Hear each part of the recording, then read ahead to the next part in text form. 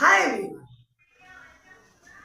Part 3 में नए video में आपका स्वागत है विशाल जीएस एकेडमी पर। आज हम लोग जानेंगे पार्ट 3 चैप्टर नंबर 5 का जैव प्रक्रम चैप्टर नंबर 5 का पार्ट 3 वीडियो देखेंगे, जिसमें हम लोग जानेंगे परिवहन या संवहन। परिवहन तंत्र क्या होता है, संवहन। परिवहन या संवहन एक ही होता है। परिवहन, डिफिनीशन ऑफ परिवहन, यही सब पर चर्चा करेंगे। ब्लड क्या है, धमनियां क्या है, सफेद रेड ब्लड सर्कुलस, व्हाइट ब्लड सर्कुलस, ये सब से रिलेटेड आज चर्चाएं करेंगे। तो पहले हम देखते हैं परिवहन या संवहन क्या है।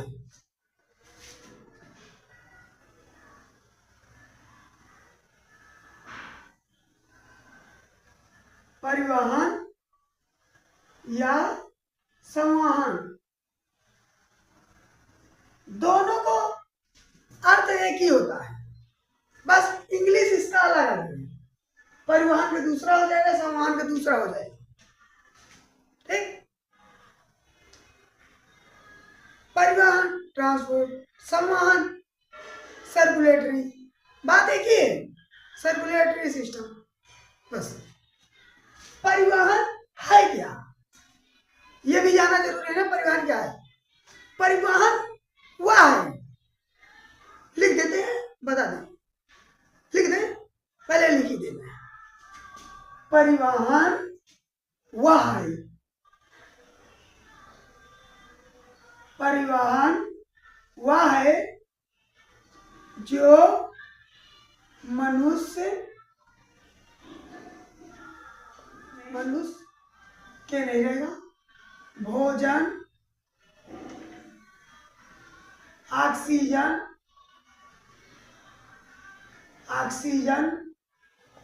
अन्य पदार्थ,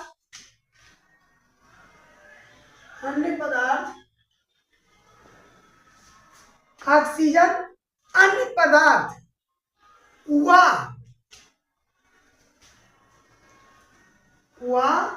आवश्यक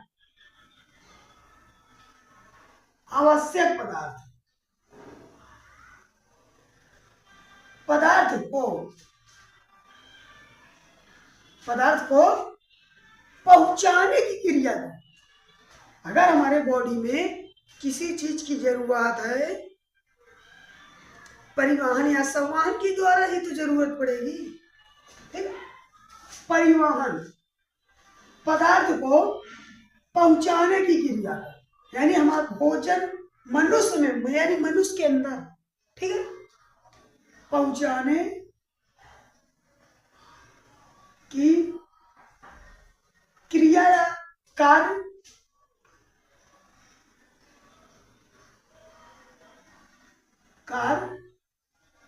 को संवहन या परिवहन कहते हैं।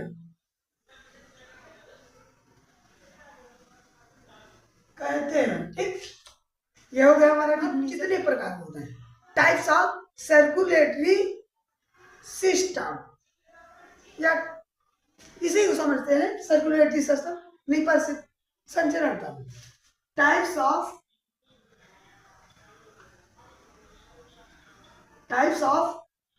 सर्कुलेटरी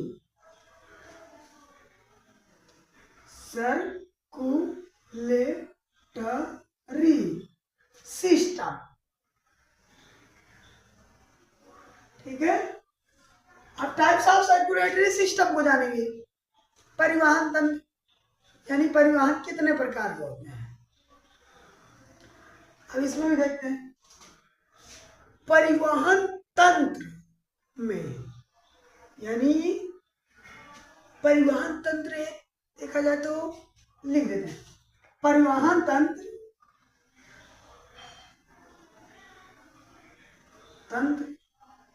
किसके? द्रव के आधार पर, यानी लिक्विड के आधार पर, द्रव के आधार पर कितने प्रकार के होते हैं? 3 प्रकार के। अब ये भी देखते हैं 3 प्रकार के, लिख देते हैं आधार पर 3 प्रकार के होते हैं। हिंदी लिखते हैं 3 प्रकार के होते हैं।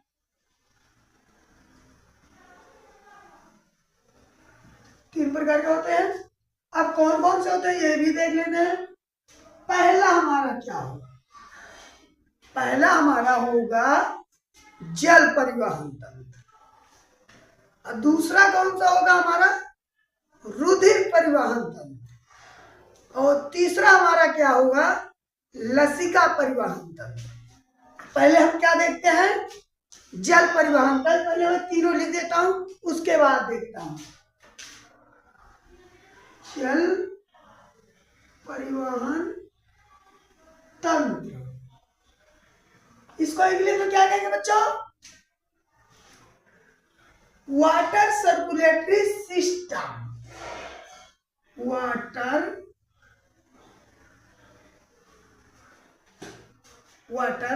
Circulatory system.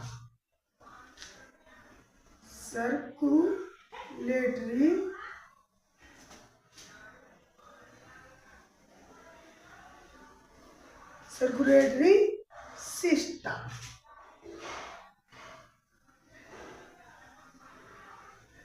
ये हो गया हमारा, ब्रेकर रहेगा। और दूसरा हमारा क्या होगा?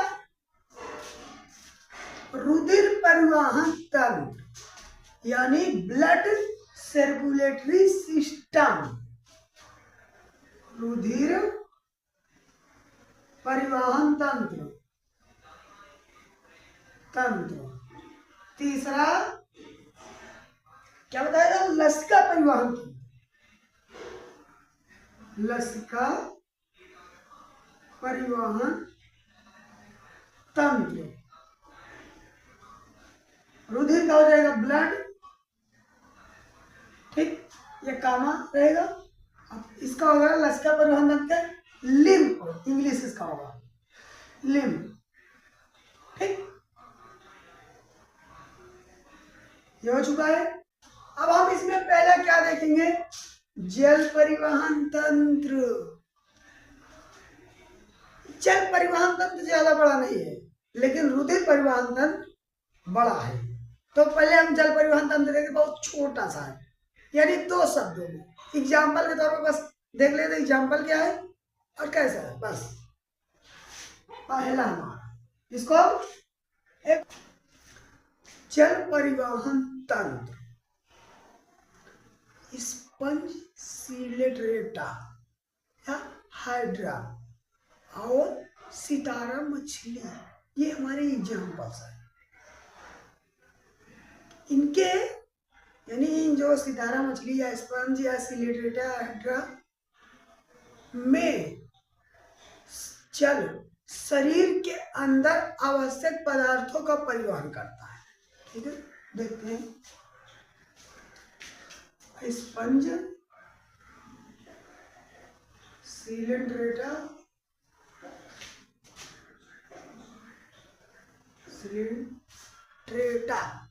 यानी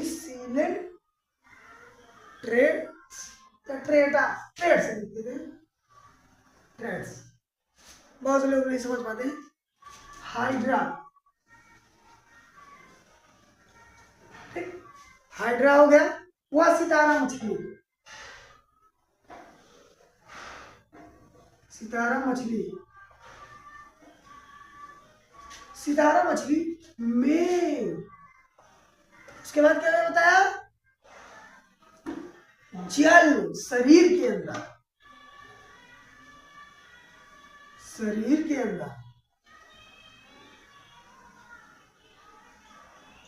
क्या होता है? आवश्यक पदार्थों का परिवहन होता है। आवश्यक पदार्थों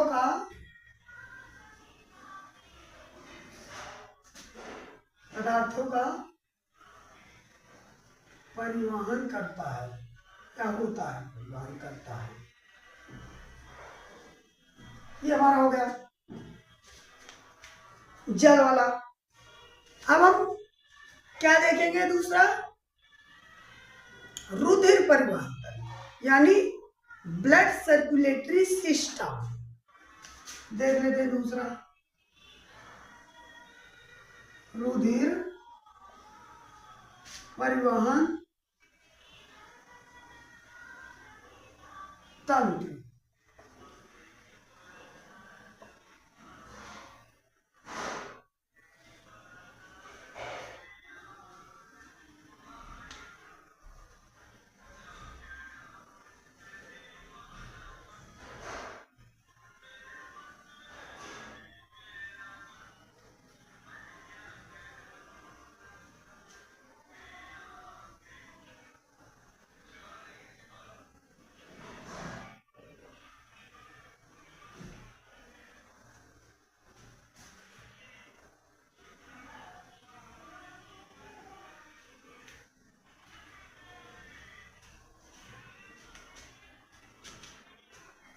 रुधिर परिवहन तंत्र के लिए क्या होता है? सभी बहुकोशिक जंतुओं में, सभी बहुकोशिक जंतुओं में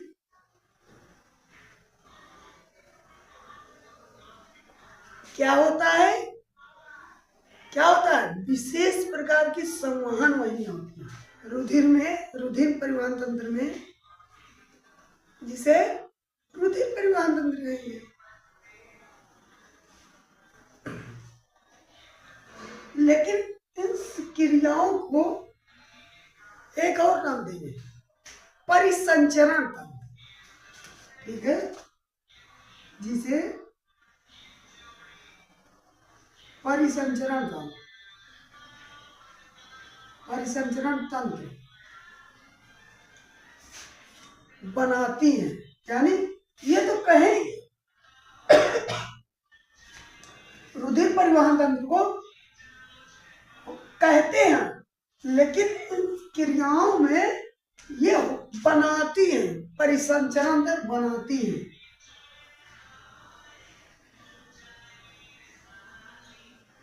बनाना और कहना बहुत अंतर है। इसी में को आप समझ सकते हैं। बनाने मैं पहले क्या कह रहा हूं?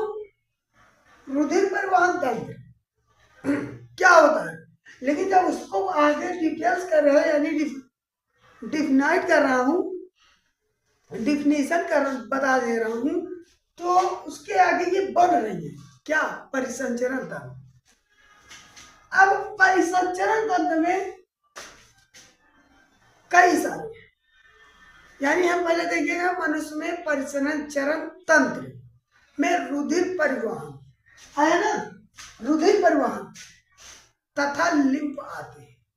मतलब समझे, जो मैंने ऊपर बताया लिम्फ बताया कि नहीं?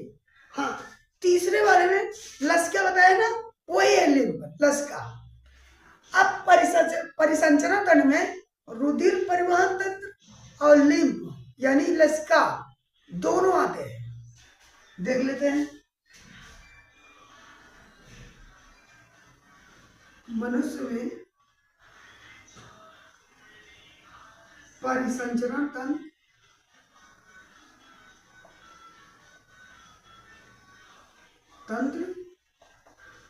क्या होता है? रुधिर परिवहन तंत्र और लिम्फ। रुधिर, क्या हम रुधिर परिवहन तंत्र को शॉर्ट में लिख सकते हैं? Blood circulatory system, BCS। मैं शॉर्ट में लिख दे रहा हूं। मनुष्य परिसंचरण तंत्र BCS एंड क्या था दूसरा? लसिका, लिम्फ यानी LCS। LCS क्या आते हैं ये दोनों।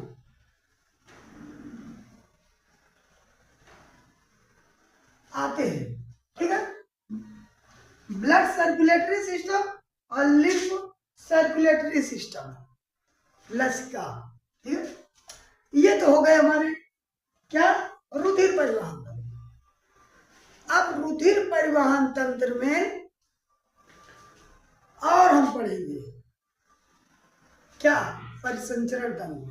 इनके भी अंग हैं, इनके निम्न अंग हैं, इनके निम्नलिखित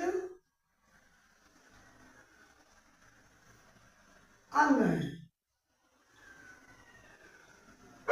अब ये कौन से हैं देख लेते हैं।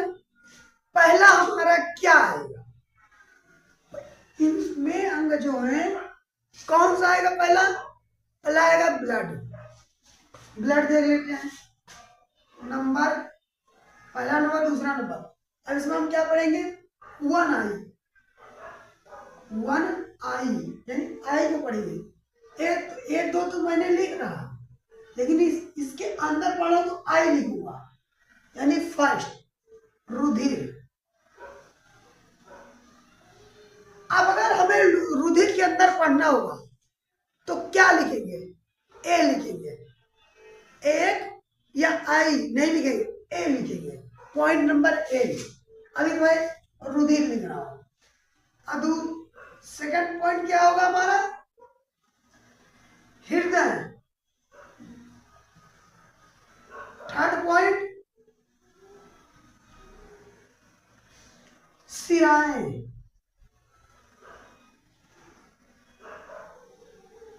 सिराएं और धमनियां, इसको मैं एक में कर देता हूं, अलग अलग नहीं।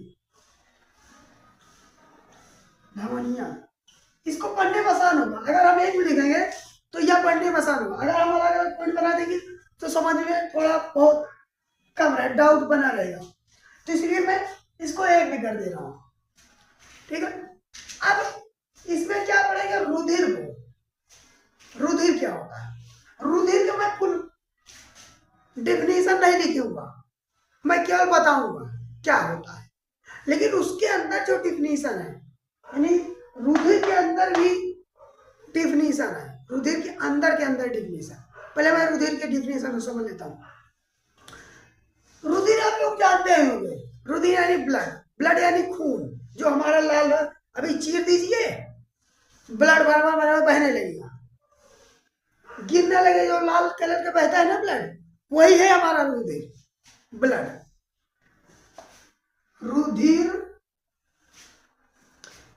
एक प्रकार का तरल ऊतक है, हम लोग तो खून कहते हैं, लेकिन साइंस की भाषा में हम इसे खून के बजाय खून तो कहेंगे भी, लेकिन जब हम पढ़ेंगे तो ऊतक कहेंगे, तरल यानी लिक्विड टिश्यू है,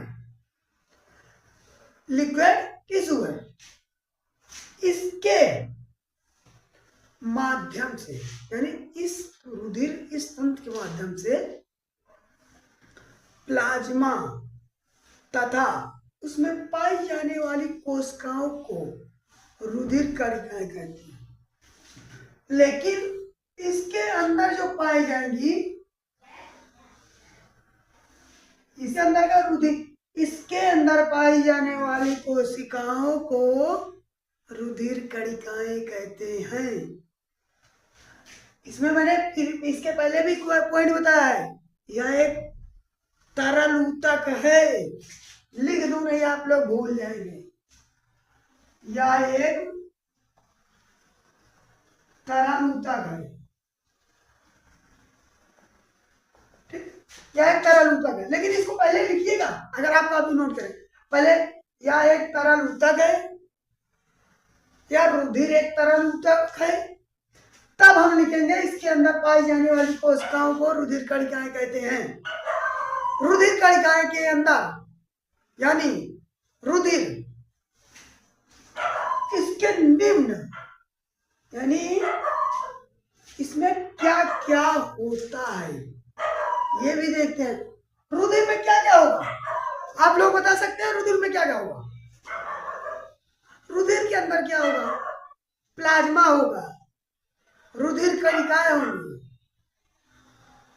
रुधिर कणिकाएं होंगी। बस खुश है आप? रुधिर कणिकाएं तो होंगी, लेकिन रुधिर कणिकाएं 3 प्रकार की होती हैं। रुधिर कणिकाएं, पहला नंबर होता है रेड ब्लड आरबीसी। कभी आपने सुना है आरबीसी, डब्ल्यूबीसी, प्लेटलेट, रुधिर कणिकाएं। रुधिर तो हमने पढ़ चुका था, रुधिर कणिकाएं कितने प्रकार की होती है। रुधिर कणिकाएं 3 प्रकार की होती है। अब रुधिर कणिकाएं 3 प्रकार की तो होती है, ये तो जान लिया, लेकिन कौन कौन सी होती है ये भी जान लेते हैं, और उनके मतलब क्या होते हैं, मीन्स क्या होते हैं, ये भी देख लेते हैं। रुधिर कणिकाएं 3 प्रकार की होती है। और नंबर 1 कौन सी कणिकाएं हैं?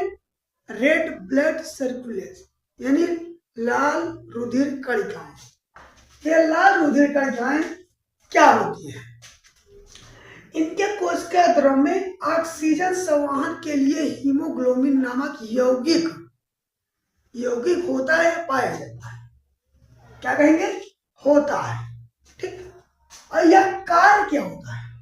इनके कार्य जो फेफड़ों में ऑक्सीजन के साथ संयोग करके एक अस्थायी यौगिक यानी ऑक्सी हीमोग्लोबिन, ये लिखा है ऑक्सी हीमोग्लोबिन, अंडरलाइन कर दें, ऑक्सी हीमोग्लोबिन बनाता है। अब इनकी संख्या क्या होती है? इनकी संख्या पुरुषों में 55 लाख होती है, लेकिन महिलाओं में 50 लाख होती है। कितने में? प्रति घन मिलीलीटर। ये देखिए मैंने लिखा है प्रति घन मिलीलीटर। पुरुषों में रुधिर 55 लाख और महिलाओं में 50 लाख प्रति घन मिलीलीटर होती है। ठीक है। अब पहले हमारा हो गया लाल रुधिर कणिकाएं। अब दूसरा क्या है? श्वेत रुधिर कणिकाएं, व्हाइट ब्लड कार्पल्स। ये देखिए श्वेत रुधिर कणिकाएं क्या होती हैं? श्वेत रुधिर कणिकाएं ये अमीबा समान, यानी अमीबा आप लोगों ने देखा होगा इस प्रकार का, ऐसे ही मतलब बंदा है, किसी भी तरह के बना सकते। अमीबा आकार की केंद्रक युक्त कोशिका है। इसमें केंद्रक नहीं होता, युक्त माने नहीं है, युक्त, मुक्त, युक्त कुछ नहीं है। जो रोगाणु व जीवाणुओं का भक्षण करके रोगों से बचाती हैं। यानी जो रोगाणु और जीवाणु होते हैं, इन्हें मार कर या खत्म करके, इन्हें हटाकर हमें रोगों से सुरक्षा प्रदान कराती हैं, बचाती हैं। और इनकी संख्या कितनी होती है? प्रति घन मिलीलीटर में दे लेते हैं 6000 से 10,000 तक होता है। किनकी? श्वेत रुधिर कणिकाओं का। अब तीसरा हमारा क्या आ जाता है? प्लेटलेट्स। ये बहुत इंपॉर्टेंट है हमारी बॉडी में। जैसे श्वेत रुधिर कणिकाएं, लाल रुधिर कणिकाएं जरूरी है, वैसे ये प्लेटलेट्स भी जरूरी है। अब प्लेटलेट्स क्या होता है? यह रुधिर स्कंदन में सहायक होती है, यानी ब्लड क्लॉटिंग मतलब ब्लड क्लॉटिंग मतलब क्लॉटिंग मतलब थक्का, ब्लड का थक्का जब बनाना। रुधिर में प्रति मिलीलीटर में 2 लाख से 5 लाख तक होता है। सोच लीजिए प्लेटलेट्स की संख्या रुधिर में। ये हमारे बॉडी में जब हमारा खून बहने लगता है या कहीं चोट लग जाती है तो छोटी मोटी घाव लग जाते हैं, तो जो थक्का बनता है इन्हीं के कारण, ब्लड क्लॉटिंग यानी प्लेटलेट्स के कारण थक्का जल्दी बन जाता है। ठीक, ये तो हम जान चुके हैं। इसके बाद हम लेंगे प्लाज्मा। प्लाज्मा क्या होता है? प्लाज्मा, हम लोगों ने प्लाज्मा की बात की थी। प्लाज्मा होता क्या है? प्लाज्मा क्या किस प्रकार का है? प्लाज्मा हल्के पीले रंग का तरल यानी लिक्विड है। जिसमें लगभग 90% जल, 10% कार्बनिक अकार्बनिक क्या होते हैं, यौगिक घुले होते हैं। और प्लाज्मा में पचे हुए पदार्थ, प्लाज्मा में पचे हुए पदार्थ कौन कौन से होते हैं, ग्लूकोज होता है, एमिनो अम्ल होता है, और क्या होता है, वसा होता है यानी फैट्स, एसिड, ग्लूकोज ये तो जानते ही है, रुधिर यानी ब्लड, प्रोटीन्स, प्रोटीन जानते हैं, हार्मोन्स, उत्सर्जी पदार्थ, एंजाइम्स आदि घुले होता है। मतलब देखा जाए तो कि प्लाज्मा में ग्लूकोज, एमिनो अम्ल और वसा यानी फैट्स, प्रोटीन्स, हार्मोन्स, रुधिर, उत्सर्जी पदार्थ ये सारे हमारे प्लाज्मा में घुले होते हैं। अब उसके बाद हम चर्चा करेंगे धमनी और सिरा के बारे में। मैंने लिखाया भी है टॉपिक्स की, क्योंकि धमनी और सिरा पर चर्चा करेंगे। धमनी सिरा होता क्या है, अब धमनी सिरा भी देख लेते हैं। धमनी सिरा होता क्या, पहले हम देखेंगे धमनी क्या होता है। धमनी, धमनी यह टाइप किया मैंने, ऑक्सीकृत रुधिर में, यानी ऑक्सीकृत समझ रहे होंगे क्या होता है, रुधिर में हृदय से शरीर के विभिन्न अंगों तक ले जाती है। यानी ऑक्सीकृत जो हुआ होता है रुधिर में यानी ब्लड में, हृदय से हार्ट के द्वारा पूरे शरीर में यानी पंप करके पूरे अंग, शरीर के अंगों तक पहुंचाया जाता है। धमनी की भित्ति किस प्रकार की होती है, अधिक लचीली होती है, लेकिन ये इसमें वाल्व नहीं होते हैं। ये अधिक लचीली तो होती है लेकिन इसमें वाल्व नहीं होते हैं। और ये ऊतकों के नीचे पाई जाती है, यानी टिश्यू, टिश्यू के नीचे पाती, जो हमारा चमड़ा है ये कई लेयरों में है। इसी में चमड़े में जो कई लेयर है उसी में से एक लेयर हमारा टिश्यू भी है। अब सिरा की बात करते हैं। सिरा होता क्या है, सिरा वह होता है जो सिराएं विभिन्न अंगों से ऑक्सीकृत, या ऑक्सीकृत इसमें नहीं होगा, अनॉक्सीकृत होगा, अनॉक्सीकृत रुधिर एकत्र करके, यानी जो ब्लड धमनी के द्वारा पूरे बॉडी में फैला हुआ है ऑक्सीकृत होकर, वही ब्लड अनॉक्सीकृत होकर, लिखा है अनॉक्सीकृत होकर रुधिर यानी ब्लड एकत्र करके वापस हृदय में लाता है। वही प्रोसेस हमारा चलता रहता है। उसके बाद सिराओं की, यानी सिरा की भित्ति कम मोटी होती है। यानी धमनी की तुलना में अगर धमनी की भित्ति से और सिरा की भित्ति से तुलना की जाए तो ये अधिक यानी मोटी होती है और सिरा की कम मोटी होती है। वह कम लचीली भी होती है, ये लचीली अधिक होती है लेकिन कम लचीली भी होती है। और इसमें वाल्व होते हैं, ये देखिए इसमें वाल्व होते हैं, ये सतही होती है। अब तो हम बात कर रहे हैं सिराओं की। अब बात करेंगे किसकी, ये लास्ट टॉपिक है इस वीडियो का। मिलेंगे पार्ट 4 वीडियो में, जिसमें बात करेंगे उत्सर्जन से रिलेटेड। इस वीडियो में बात कर रहे हैं परिवहन से रिलेटेड। लसिका, लसिका यानी लिम्फ, मैंने भी लिखाया भी था टॉपिक्स को। लसिका क्या होता है, लसिका यह एक तरल ऊतक है, यानी लिक्विड टिश्यू है। यह एक तरल ऊतक है जो रुधिर में प्लाज्मा की सतह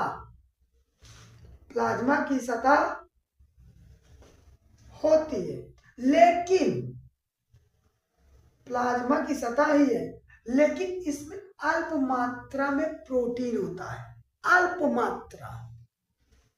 लसिका वहन में सहायक होता है, यानी लसिका ट्रांसपोर्ट या फिर सर्कुलेटरी में सहायता करता है।